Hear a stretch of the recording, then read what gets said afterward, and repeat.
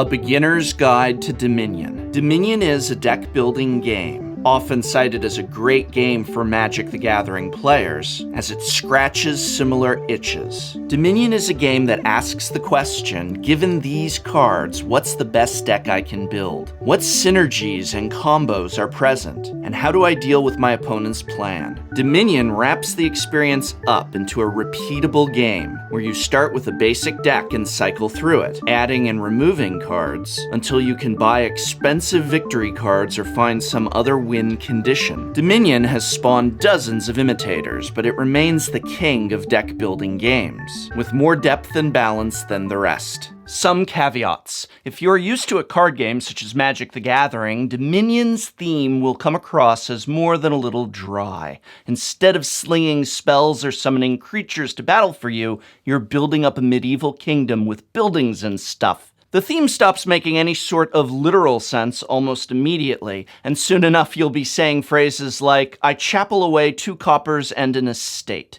Dominion is also much less interactive of a game than, say, Magic the Gathering, especially at the beginner level. Some setups do lead to games that play like solitaire, but even then, experienced players will do well to keep an eye on their opponent and adapt accordingly. The deeper you get, the more you can react to the flow of the game, especially with the more complex cards from later sets. Anatomy of a card. Much like with Magic, cards have a name at the top, some art beneath that, and then a text box with what the card does. At the bottom center is the card type, in this case action, and in the bottom right is a set symbol. The bottom left is the card's cost, the number of coins required to buy it. Treasure cards are the basic source of money, somewhat analogous to lands in Magic the Gathering, although in Dominion, you use money to buy cards rather than to play them. In the bottom left is the cost, and then somewhat confusing, the amount of money produced is duplicated in the center, top left and top right. This silver costs 3 coins and produces 2 coins when played. Victory cards are how you get victory points, and whoever has the most victory points wins the game. Once again, the cost is in the bottom left, and the victory points given is in the laurel wreath in the center. Victory cards do nothing at all during the game, and provide some dead weight that you have to work around. Now, Dominion is not a collectible card game, which may be a plus or minus for you. It follows normal board game rules, so you buy cards in expansion blocks, and only one person needs to own the entire game for everyone to play on an equal footing. It's affordable. All you need is this, and up to 4 people can play as often as you like. Game mechanics. There are 3 types of treasures and 3 types of victory cards. There's also a pile of curses, giving a negative victory point each. You can buy them if you want, but they're mostly for dealing out to opponents. For each game, you choose from piles of 10 other cards called kingdom cards, either from a list or at random. And this is where all the variation shows up, but let's disregard them for now. Now, Dominion has a lot of Calvin Ball elements. Everything I can explain about the mechanics comes with a big asterisk, unless a card tells you otherwise. I'm going to explain the mechanics for simple games, but almost every rule gets broken at some point. Games start with piles of 8 of each victory card, or 12 in a 3-player and up game. Each player starts with a deck of 10 cards, 7 coppers and 3 estates, face down and shuffled. Dominion will test your shuffling abilities with both very small and very large decks. You both draw the top 5 cards, and these become your hand. Throughout the game, you play with your deck face down on your left, your hand in your hands, and your discard pile face up on your right. Whenever you go to draw and can't, rather than lose the game, you shuffle your discard pile, and it becomes your deck.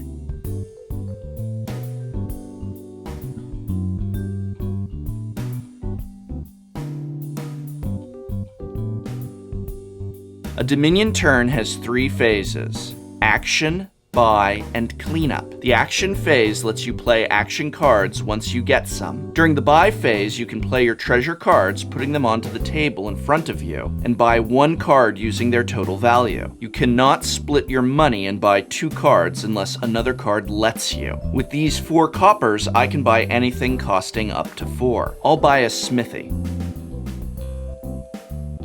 Cards you buy go directly into your discard pile. Next is the cleanup phase, when you put all cards from play and any unplayed cards from your hand into your discard pile. Then you draw 5 cards and it's your opponent's turn. On my second turn, I have 3 coppers, so I play them and buy another silver.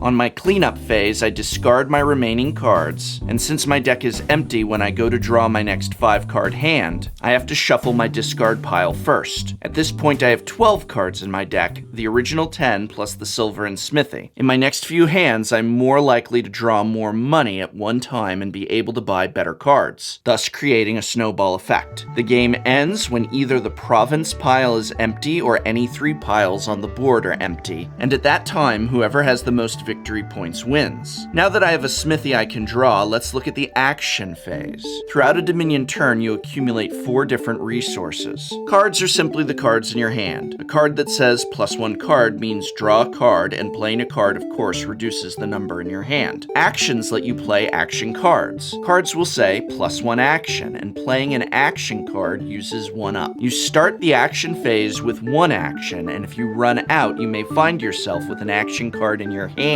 that you can't play. There aren't any physical representation for actions or any of the rest of these resources, so you need to keep a tally of how many you have in your head or on paper if it gets confusing. Coins, or money, add to the total that you have to spend during your buy phase. Again, no physical representation, but playing a card with +1 coin gives you extra money that you add to the money you get from treasures. Buys allow you to split your money and buy more than one thing during the buy phase. This is probably the least important resource, but when you want to get multiple cheap cards or build a crazy deck that generates tons of money, buys are key. On my third turn, I draw my smithy, 3 coppers, and an estate. I play the smithy, drawing 2 coppers and an estate. That leaves me with 5 coin to spend, so I buy a market.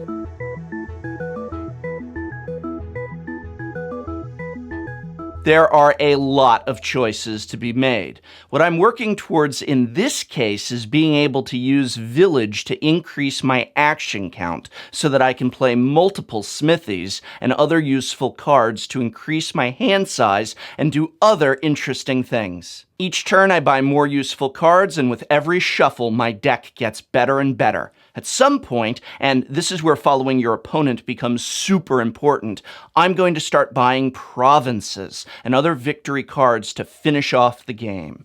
Victory cards clog your deck, though, so there's a careful balance needed to avoid stalling out. This sort of deck is called a draw engine, and it's just one of many ways to play a Dominion game, depending on the cards in front of you.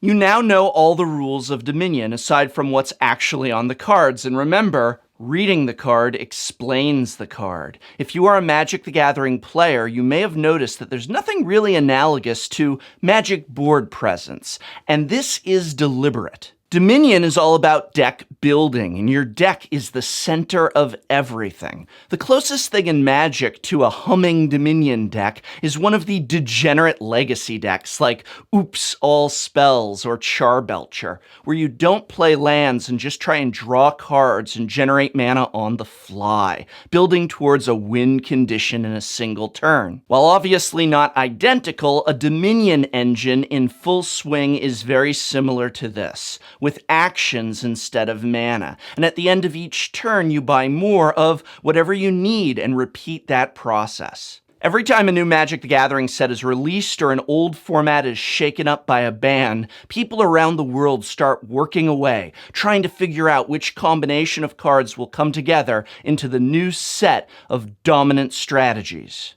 Each Dominion game is a mini version of this, and it's up to you to figure out where you want your deck to go and how you're going to get there. There's room for creativity as well as analysis and optimization. If any of this appeals to you, find out if your local game store has a Dominion night, or try the online version of the game. It's got a great interface and is intuitive and easy to learn. I hope very much this video has been of some help to you. You can help me out by remembering to like, share, subscribe, or just by leaving a message. Which game would you like me to cover next? Let me know in the comments below.